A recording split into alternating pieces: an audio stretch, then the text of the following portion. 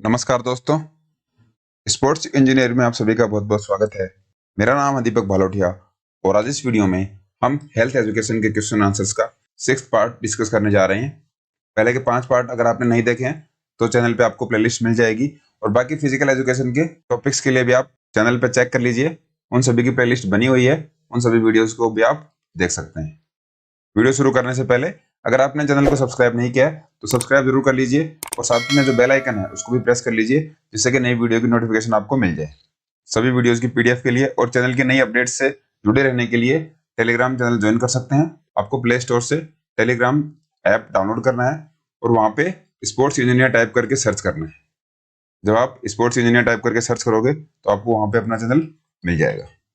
चलिए वीडियो को शुरू करते हैं। पहला क्वेश्चन है, शारीरिक बनावट एक महत्वपूर्ण अंश होता है। हमें पूछा गया है कि बॉडी कंपोजिशन किसका एक इंपॉर्टेंट पार्ट होता है। ऑप्शंस आपके सामने है। राइट आंसर क्या है इसका? बी, स्वास्थ्य संबंधित सक्षमता का। हेल्थ रिलेटेड फिटनेस होती है उसका ये पार्ट होता है बॉडी कंपोजिशन। हेल्थ रिलेटेड अगर हम फिटनेस कंपोनेंट्स की बात करें तो वो होते हैं 5। उनमें से एक बॉडी कंपोजिशन है। देख लेते हैं कौन कौन से हैं। एक है muscular strength, body composition, cardiovascular endurance, flexibility और मस्कुलर एंडोरेंस। अगर इनको शॉर्ट में याद करें तो एक छोटी सी आप ट्रिक बना सकते हो, BMMFC। इसको आप B2MFC भी बोल सकते हो। तो B2MC अगर आप याद रखते हो तो B का मतलब हो गया बॉडी कंपोजिशन, 2M है, इसमें से एक M का मतलब हो गया मस्कुलर स्ट्रेंथ और दूसरे M का मतलब हो गया मस्कुलर एंडोरेंस। इसके बाद में फ्लेक्सिबिलिटी है और C का मतलब हो गया कार्डियोवास्कुलर एंडोरेंस। इस तरीके से आप इनको शॉर्ट ट्रिक बना के याद कीजिए जिनको हम निमोनिक बोलते हैं। शॉर्ट ट्रिक में जब आप बहुत बड़ी टर्म को शॉर्ट में कर लेते हो तो आपको वो याद करने में आसानी हो जाती है। तो इस तरीके से हमारे जो हेल्थ रिलेटेड कंपोनेंट थे वो 5 होते हैं। इनमें से हमें पूछा गया था कि बॉडी कंपोजिशन किस में आता है। जैसे कि आपको पूछा जाता है कि मोटर कंपोनेंट्स, तो आपको पता है स्पीड, स्ट्रेंथ, फ्लेक्सिबिलिटी, एंडोरेंस और कोऑर्डिनेटिव एबिलिटीज, ये हमारे मोटर कंपोनेंट्स होते हैं। लेकिन हेल्थ रिलेटेड कंपोनेंट हैं वो ये हैं हमारे 5। तो इन दोनों में आप कंफ्यूज मत होइए। मोटर कंपोनेंट्स में स्पीड, स्ट्रेंथ, फ्लेक्सिबिलिटी, एंडोरेंस और कोऑर्डिनेटिव एबिलिटीज, ये हमारे कंपोनेंट होते हैं जिनको हम मोटर कंपोनेंट्स बोलते हैं। और स्वास्थ्य संबंधित जब हम कंपोनेंट्स की बात करते हैं तो वो हमारे होते हैं muscular strength, body composition, cardiovascular endurance, flexibility और मस्कुलर एंडोरेंस। इन दोनों को आपको अलग अलग तरीके से याद रखना है।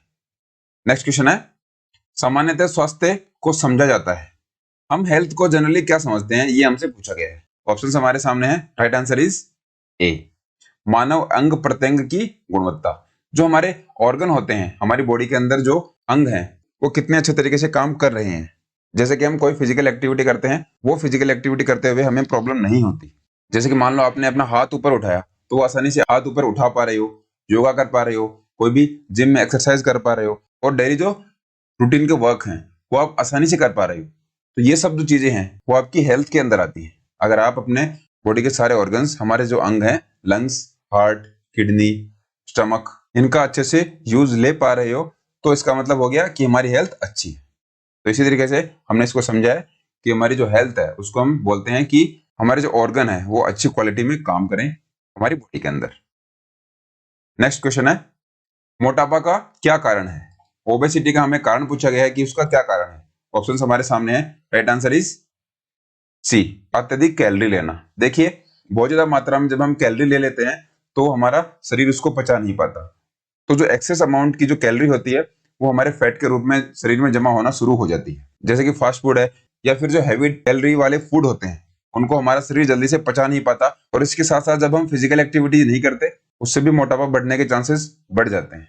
इसलिए अगर मोटापा के कारण की बात करें तो हम एक्सेसिव कैलोरी इंटेक ले लेते हैं, अत्यधिक मात्रा में कैलोरीज ले लेते हैं जिनको हमारी बॉडी बर्न नहीं कर पाती। बर्न नहीं कर पाने का मतलब उनको पचा नहीं पाती और उनमें टाइम लगता है। तो धीरे धीरे जब ये टाइम ज्यादा लगना शुरू हो जाता है तो वो खाना हमारे शरीर में फैट के रूप में जमा होना स्टार्ट हो जाता है और धीरे धीरे ये मोटापे का रूप ले लेता है। नेक्स्ट क्वेश्चन है, निम्न में से कौन सा पदार्थ हमारी शारीरिक दक्षता को बढ़ाता है। ऑप्शंस आपके सामने है। हमें बताना है कि हमारी जो फिजिकल एफिशिएंसी है उसको इंक्रीज करने के लिए इनमें से कौन सा एक सब्सटेंस होता है। राइट आंसर इज स्टिमुलेंट्स, उत्तेजक होते हैं, वो हमारी फिजिकल एफिशिएंसी को बढ़ा देते हैं। जैसे कि स्पोर्ट्स में भी कुछ स्टिमुलेंट्स होते हैं जिनकी परमिशन दी गई है, इससे हमारी फिजिकल एफिशिएंसी बढ़ जाती है, हमारे जो मसल्स हैं उनके काम करने की कैपेसिटी बढ़ जाती है, वो ज्यादा अच्छे से काम करती है। बाकी अल्कोहल स्टिमुलेंट नहीं होता, कार्बोहाइड्रेट और पैरासीटामोल ये तीनों नहीं होती। उत्तेजक को हम फिजिकल एफिशिएंसी बढ़ाने के लिए काम में लेते हैं, इसलिए हमारा ए राइट आंसर हो जाएगा। नेक्स्ट है स्वच्छता के 5 घटक हैं, शारीरिक स्वास्थ्य, मानसिक स्वास्थ्य। अब देखिए हमसे पूछा गया है कि 5 कंपोनेंट होते हैं हाइजीन के, इनमें से 2 हमें दे रखे हैं, फिजिकल हेल्थ, मेंटल हेल्थ, या फिर हिंदी में बात करें तो शारीरिक स्वास्थ्य और मानसिक स्वास्थ्य। हमें 3 और बताने हैं। ऑप्शंस आपके सामने है, आप देखिए इनमें से राइट आंसर कौन सा होना चाहिए, वीडियो पॉज कर सकते हैं। राइट आंसर इज ए, आध्यात्मिक, सामाजिक व स्वस्थ वातावरण, स्पिरिचुअल, सोशल और हेल्दी इन्वायरमेंट। ये 3 और ये 2, फिजिकल हेल्थ और मेंटल हेल्थ, ये सब मिलके हमारे 5 कंपोनेंट बनाते हैं हाइजीन के, इनको आप ध्यान में रखिए। नेक्स्ट है अपने आप को स्वस्थ रखने के लिए मनुष्य को प्रतिदिन कम से कम कितने समय व्यायाम करना जरूरी है। अगर आप अपने आप को फिट रखना चाहते हैं तो एक पर्सन को एक दिन के अंदर कम से कम कितनी एक्सरसाइज करनी चाहिए, कितना उसको व्यायाम करना चाहिए। Right answer is 30 minutes, 30 minute आपको व्यायाम करना चाहिए। सी ऑप्शन हमारा सही हो जाएगा। देखिए अगर आप डेली बहुत ज्यादा बिजी रहते हैं तो इसके बाद भी आपको कम से कम 30 मिनट वॉक करनी चाहिए। रनिंग भी आप कर सकते हैं, या इसके साथ साथ कोई आप स्पोर्ट्स खेल सकते हैं, इंडोर आउटडोर कोई भी स्पोर्ट्स खेल सकते हैं जिसमें कि आपका कार्डियोवैस्कुलर एंडोरेंस है उस पर इफेक्ट पड़े, आपको पसीना आए, स्वेट आए, जिससे कि आपकी बॉडी का स्ट्रेस रिलीज हो और आपकी बॉडी के सारे फंक्शंस हैं वो अच्छे से काम कर सकें। इसलिए कम से कम 30 मिनट आपको एक्सरसाइज जरूर ही करनी चाहिए। नेक्स्ट क्वेश्चन है निम्नलिखित स्वास्थ्य संकल्पना में से कौन सी संकल्पना नवीनतम है। हमें लेटेस्ट कंसेप्ट बताना है हेल्थ कंसेप्ट में से। राइट आंसर इज सी, धार्मिक संकल्पना। देखिए रिलीजियस कंसेप्ट है वो हमारे लिए नया कंसेप्ट है, इसको हम लेटेस्ट कंसेप्ट के अंदर जोड़ते हैं। बाकी इससे पहले बायोमेडिकल, मेंटल सोशल कंसेप्ट और इकोलॉजिकल कंसेप्ट, जैव चिकित्सा संकल्पना, मानसिक सामाजिक संकल्पना और पारिस्थितिकी संकल्पना पहले से ही हम पढ़ रहे हैं हेल्थ कंसेप्ट के अंदर, लेकिन जो रिलीजियस कंसेप्ट है उसको हम अभी लेकर आए हैं। इसमें आप थोड़ा स्पिरिचुअल सोचते हो, आप अपने अंदर झांकते हो, जिसको हम सोल बोलते हैं, आत्मा के रूप में आप देखते हो अपनी स्वास्थ्य को, इसलिए स्वास्थ्य को सोल, माइंड और बॉडी इन तीनों से जोड़ने की कोशिश की गई है।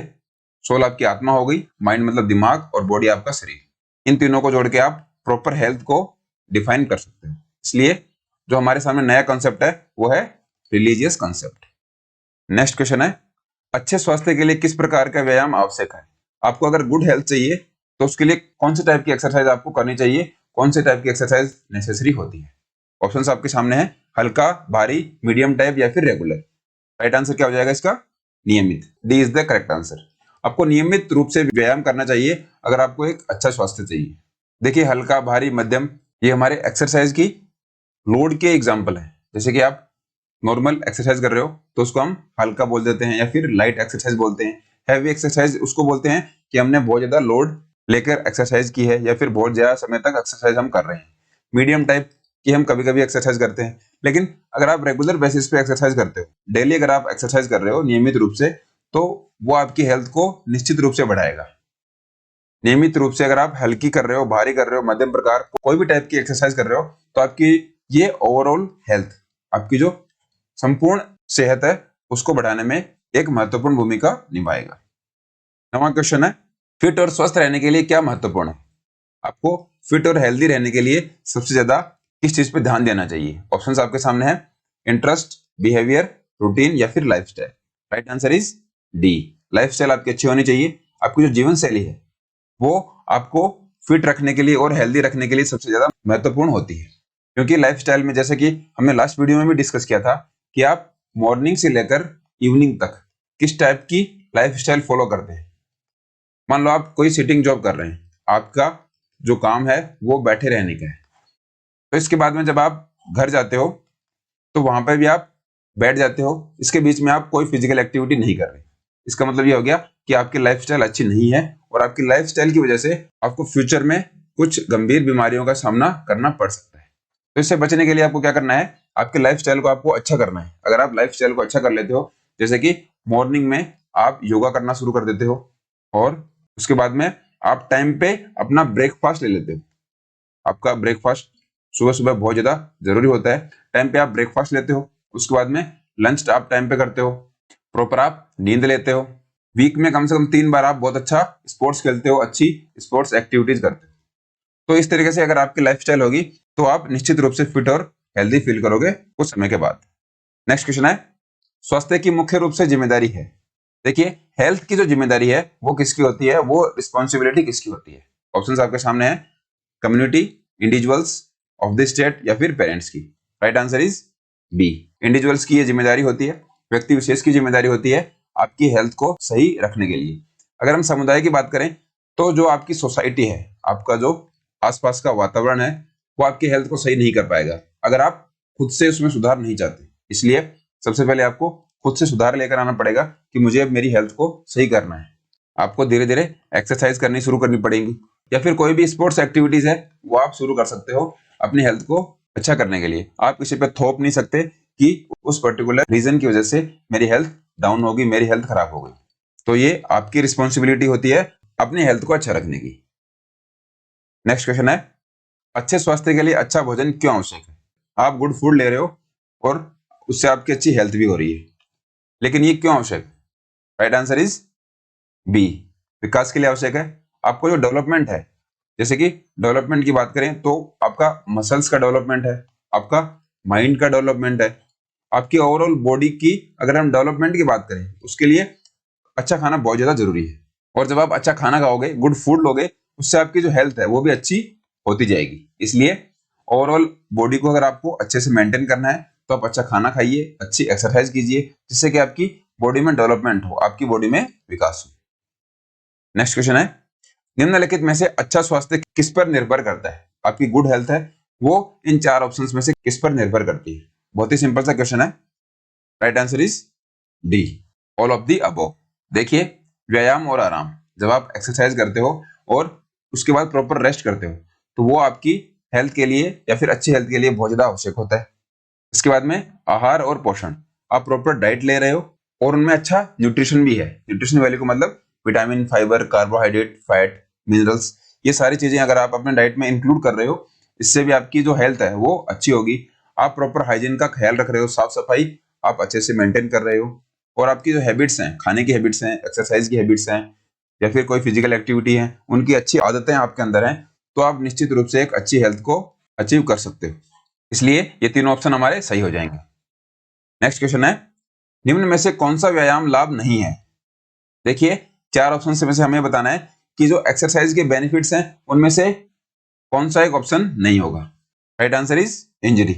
सी ऑप्शन हमारा सही हो जाएगा, जिसको हम हिंदी में चोट बोलते हैं। देखिए, आप एक्सरसाइज क्यों करते हो या फिर एक्सरसाइज करने से हमें क्या फायदा होता है? तो इस क्वेश्चन में हमें बताना था कि एक्सरसाइज से इन 4 ऑप्शंस में से फायदा नहीं होता। इसको ऐसे समझिए कि हम एक्सरसाइज कर रहे हैं और उससे फायदे की बात कर रहे हैं, तो इनमें से एक ऑप्शन को हम इंक्लूड नहीं करेंगे, तो वो चोट होगा। जैसे कि आप एक्सरसाइज करते हो, उसमें आपकी वसा कम होती है, फैट का रिडक्शन होता है, फैट आपका कम होगा जब आप रेगुलर एक्सरसाइज करते जाते हो, और आपका जो रक्तचाप है वो मेंटेन रहता है, ब्लड प्रेशर है वो स्टेबल रहेगा अगर आप रेगुलर एक्सरसाइज करते हो।